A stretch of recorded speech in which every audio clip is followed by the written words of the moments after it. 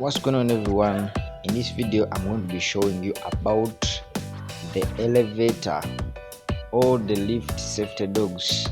So these are here.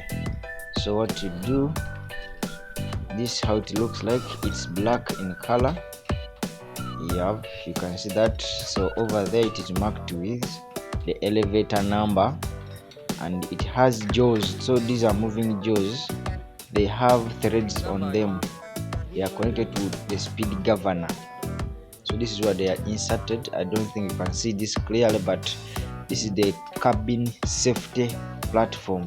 Okay, so this is where the cabin is installed. So this is the platform, the car safety. So this safety dog will be going over this side. So its position, it will be put over there. That is where the guide will be passing of the elevator cabin. So the guide passes in between these two jaws, and this safety dog is connected to the speed governor. When the speed increases, the jaws will lock in and the elevator will stop moving.